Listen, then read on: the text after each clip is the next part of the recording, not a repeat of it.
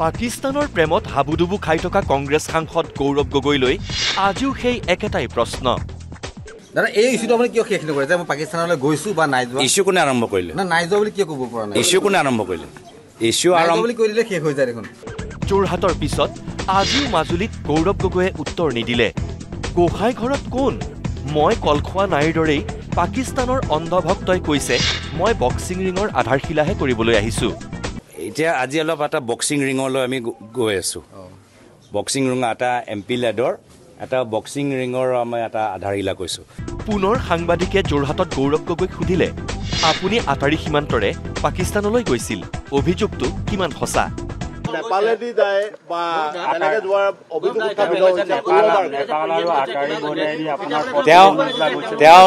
তেওঁ কিমানবাৰ বাংলাদেশ গৈছে ক'লে নেকি? আৰে কোনোবা বৰ্ডাৰত কি আমাৰ পুলিচৰ মানুহবোৰ শুই আছে নেকি? অফিচাৰবোৰ শুই আছে নেকি?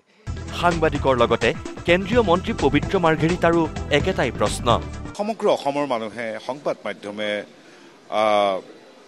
তেওঁলোকৰ নিজৰ দল কংগ্ৰেছেও তেওঁক মানে বাৰে বাৰে কৈ আছে যে আপুনি মাত্ৰ এটা প্ৰশ্নৰ উত্তৰ দি নিদিয়ে কিয়, যে আপুনি গৈছে নে নাই যোৱা? বাকী এইখিনি কথাটো পিছত আহিব। 15 দিন থাকিলে কি কৰিলে, কাক কাক লগ কৰিলে, আপোনালোকৰ পৰিয়ালে তাৰ পৰা দৰমহা পাইছিল নে নাপাইছিল, কি কাৰণত আপুনি 192খন দেশ বাদ দি পাকিস্তানতহে ল'ৰাবিলাক পাকিস্তান দূতাবাসতহে ল'ৰাবিলাকক ট্ৰেইনিং ল'বলৈ নিছিল। এই কথাবিলাক পিছত আহিব। আপুনি প্ৰথমে কওক আপুনি গৈছিল নে নাই যোৱা? কালি আপোনালোকৰ ভিডিঅ'টো চাইছো, পিছফালৰ পৰা কোনোবা এজনে কৈ আছে আৰে দাদা আপুনি কওক আপুনি হেৰি গৈছিল নে নাই যোৱা? তেওঁ তেতিয়া কৈ তেওঁ জানো কৈছে তেওঁ বাংলাদেশলৈ গৈছে নাই? আমাৰ মুখ্যমন্ত্ৰীৰ কথা কৈছে। মই পাকিস্তানলৈ নাই যোৱা এটা শব্দত কৈ দিব নোৱাৰা গৌৰৱ গগৈয়ে কয় পাকিস্তানৰ প্ৰাক্তন প্ৰধানমন্ত্ৰী বেনজীৰ ভুট্টো আৰু বাংলাদেশৰ প্ৰধানমন্ত্ৰী মহম্মদ ইউনুছৰ কিতাপ পঢ়াৰ প্ৰসংগ। মহম্মদ ইউনুছক বেয়া পায়। এতিয়া এই মহম্মদ ইউনুছে তেওঁৰ কিতাপ কেনেকৈ পালে?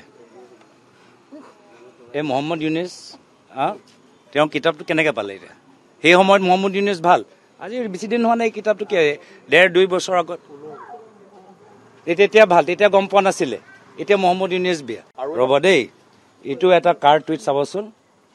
এয়া হ'ল হিমন্ত বিশ্ব শৰ্মা ডাঙৰীয়াৰ টুইট 11 চনত। কি লিখিছে যে মই প্ৰয়াত প্ৰধানমন্ত্ৰী বেনজীৰ ভুট্টোৰ এটা কিতাপ পঢ়ি আছো।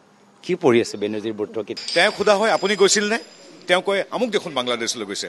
তেওঁ কোৱা হৈছে যে আপুনি পাকিস্তানলৈ গৈছে নে? মই প্ৰবন্ধ লিখিছো নহয়, এইটো মই প্ৰবন্ধ লিখি মই প্ৰতিষ্ঠা কৰি দিছো মই পাকিস্তানক বেয়া পাওঁ। মই তাৰপিছত তেওঁক আপুনি গৈছিলে নাই সেইটো কওক না।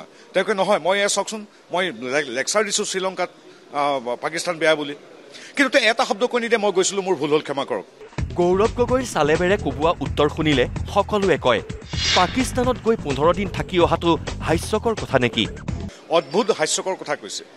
এতিয়া বোলে হেৰি এই চাওকচোন বোলে 11 চনত মুখ্যমন্ত্ৰীয়ে কাৰোবাৰ কিতাপ এখন পঢ়া বুলি কৈছে, ভুট্টোৰ জীৱনী নে ভুট্টোৰ বিষয়ে ৰচনা এখন পঢ়ি আছো বুলি কৈছে। এইটো কি অদ্ভুত অবাস্তৱ কথা। এতিয়া মই হিটলাৰৰ জীৱনীখন পঢ়িলে মই নাজি হৈ যাম নেকি? মই হিটলাৰৰ বুৰঞ্জীখন হিটলাৰৰ আত্মজীৱখন পঢ়িলে মই নাজি হৈ যাম নেকি? কথাবিলাক তেনেকুৱা ধৰণৰ কথা। কোনোবাই কিতাপ পঢ়িছে, কোনোবাই জিন্নাৰ কিতাপ পঢ়িছে লিখিছে, কোনোবাই কাৰোবাক বেলেগৰ কিতাপ এখন কাৰোবাক উপহাৰ দিছে, এইটো হ'ব পাৰে নেকি? কথাবিলাক কিমান হাস্যকৰ। মানে এই কিছুমান ছ'চিয়েল মিডিয়াত ভিডিঅ' দেখায় যে সুধি থাকিলে উত্তৰ নিদিয়ে, চুলি তুলি টানি দিয়ে। বহুত মানুহে এনেকুৱা হৈছে তুমি কৈ নিদিয়া কিয়? মানে এই কথাটো যদিও হাস্যকৰ কথা নহয়, তেওঁৰ অৱস্থাটো দেখি নাহাঁহি নোৱাৰো। তাৰমানে তেওঁ কৈছে আপুনি পাকিস্তান গৈছে নাই কওক। তেওঁ কয় এওঁতো জিন্নাৰ কিতাপ লিখিছে। আপুনি পাকিস্তান গৈছে নে নাই যাওক কওক। আৰে এওঁতো বেনাজীৰ ভুট্টোৰ ওপৰত লিখা কিতাপ এখন পঢ়িছে। আৰে কাৰোবাৰ বিষয়ে অধ্যয়ন কৰিবলৈ কিতাপ এখন পঢ়া আৰু তুমি মনে মনে পাকিস্তানলৈ যোৱাৰ মাজত পাৰ্থক্য আছে নহয়। দিল্লীৰ পৰা আহি সমষ্টি পালেহি, তথাপিও কিন্তু গৌৰৱ গগৈয়ে নকলে মই পাকিস্তানলৈ যোৱা নাই বুলি।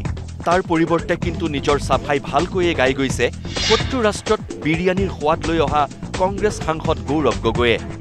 পাকিস্তানৰ সমালোচক হিচাপে মই বাৰম্বাৰ প্ৰমাণ দিছোঁ। মুখ্যমন্ত্ৰীয়ে মোক বা ৰাইজক এটাও প্ৰমাণ দিব পৰা নাই যে মই পাকিস্তানৰ সমৰ্থক। ইয়াত মই কিমানবাৰ পাকিস্তানক সমালোচনা কৰিছোঁ তাৰতো মই প্ৰমাণ দিয়ে আছোঁ। মোৰ মতে লোকসভা ভিতৰত মই যিমান পাকিস্তানক সমালোচনা কৰি আহিছোঁ যোৱা 14 বছৰ কোনো বিজেপি এমপিয়ে পৰা নাই পাকিস্তানৰ ওপৰত মই যিদৰে সমালোচনা কৰিছোঁ বিভিন্ন সময়ত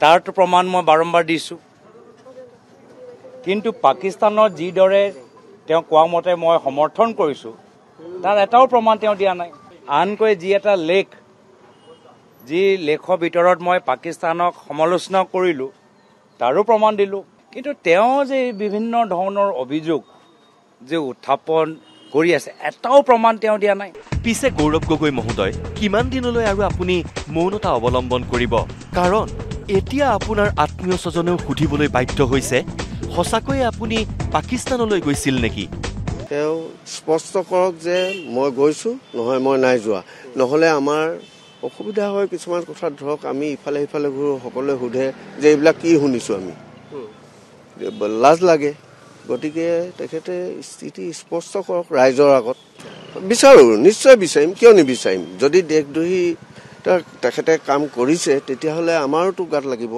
ব্যুৰো ৰিপৰ্ট নিউজ লাইভ